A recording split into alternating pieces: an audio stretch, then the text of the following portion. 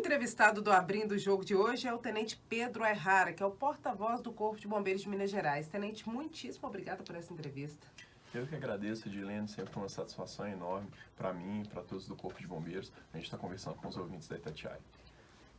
Começa conversando com a gente, contando um pouquinho sobre como é que começou a sua trajetória, como é que você foi parar no Corpo de Bombeiros, porque você é muito novo, né? Tem menos de 30 anos. Queria que você falasse sobre isso, sobre a sua trajetória de formação até aqui. Olha, eu entrei no Corpo de Bombeiros em 2012, depois de ter feito concurso público para o curso de formação de oficiais. Antes disso eu estava na aeronáutica, né? Eu me formei na Escola Preparatória de Cadetes do Ar, então já era desse meio militar e sempre tive vontade de trabalhar com alguma coisa em que eu pudesse ter contato com as pessoas, ajudar os outros, ser capaz de minimizar o sofrimento de outras pessoas, e o Corpo de Bombeiros nesse sentido é uma profissão onde você tem essa oportunidade em vários momentos da carreira. E em 2012 eu fiz o CFO, né, que é um bacharelado. Junto com isso eu me formei em Direito pela FMG. E aí depois de formar, eu fui designado para trabalhar no 1º Batalhão, responsável pela região Centro-Sul, depois numa unidade de atendimento especializado, que era a Companhia Independente de Resgate. Depois eu fui para um comando operacional e hoje eu trabalho no Estado-Maior na parte de assessoria de comunicação organizacional.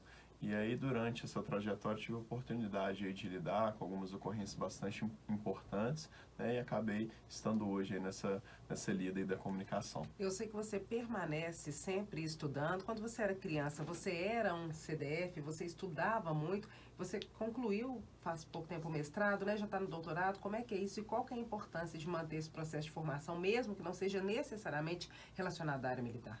Ainda não entrei para o doutorado, não tenho que avaliar. Estou apresentando a minha dissertação de mestrado esse mês. Fiz algumas especializações também durante esse tempo, em gestão de projetos pela USP, em gestão de desastres no Japão também, porque hoje acho que das bandeiras, né, do Corpo de Bombeiros, essa necessidade da especialização acadêmica. A nossa atividade cada dia que passa é uma atividade mais técnica, e durante a minha trajetória pessoal eu nunca me considerei como CDF não, mas sempre me considerei como uma pessoa assim curiosa e também bastante envolvido com aquilo que eu faço. E hoje, para a nossa atividade, é fundamental que a gente esteja se atualizando, e acho que eu fico muito feliz quando eu vejo uma geração do funcionalismo público em geral, né, porque querendo ou não, nós militares somos agentes públicos, realmente preocupado em estudar, em ir para a academia, em trazer esse conhecimento da academia para dentro dos quartéis, para dentro, né, das nossas secretarias, porque eu acho que quem sai beneficiado disso é o cidadão. Eu acho que isso mostra muito essa ideia mesmo desse compromisso que a gente tem. Acho que mudar também essa cara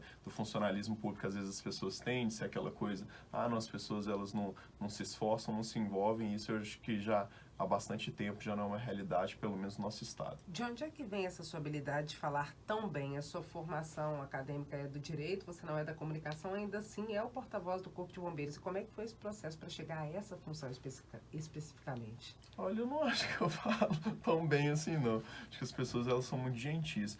Eu acho que talvez essa habilidade de comunicação, ela vem primeiro de um fator, né, que a gente sempre busca de fato entender sobre aquilo que a gente está falando. Então a preparação técnica nesse sentido é fundamental. E também eu sempre gostei muito de ler, também minha mãe sempre estimulou muito esse hábito, tanto em mim quanto na minha irmã, sempre, né, também trabalhando essa parte, né, da comunicação no dia a dia. Eu acho que as coisas elas vão surgindo naturalmente. Eu acabei, né, indo para a parte de comunicação depois de trabalhar no comando operacional, onde eu fiquei muito responsável à época pela interlocução na época do Carnaval de Belo Horizonte, que começava a ficar muito grande.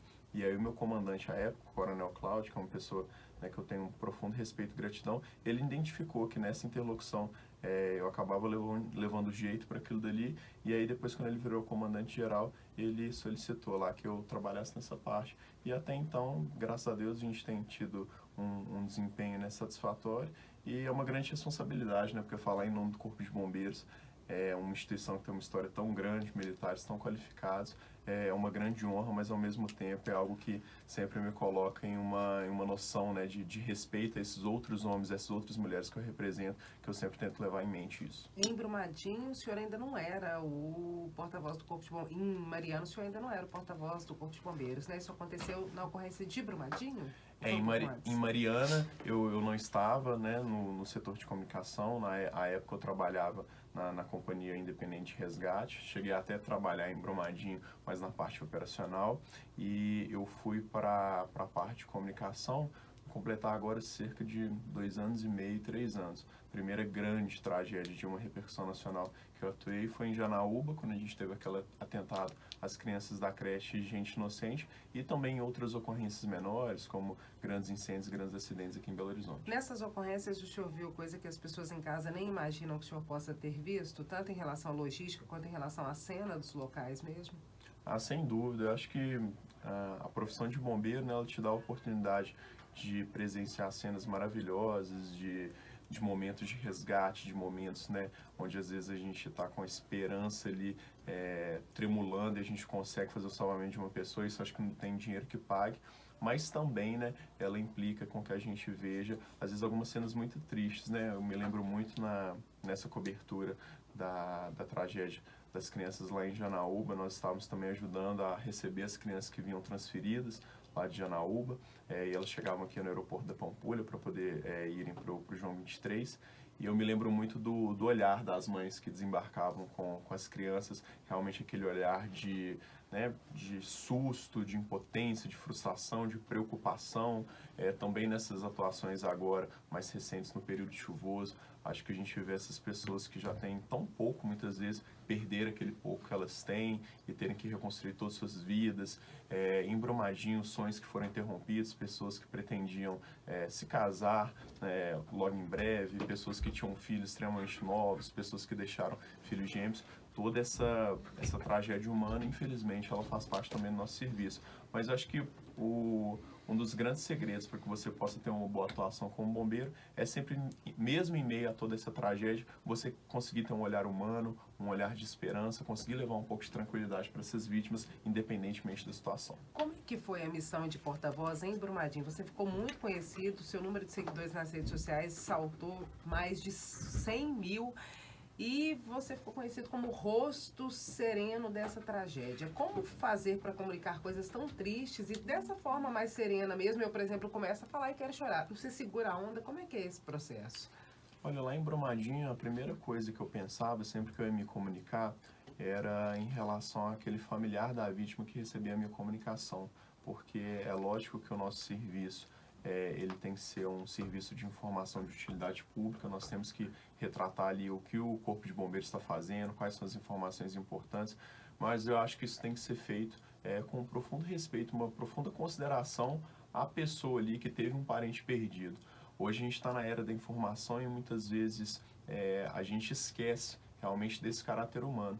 Então, a todo momento ali eu pensava naquela mãe que perdeu o filho, naquele esposo que perdeu a esposa, como que a gente poderia comunicar aquilo ali de uma maneira séria, mas sobretudo de uma maneira respeitosa.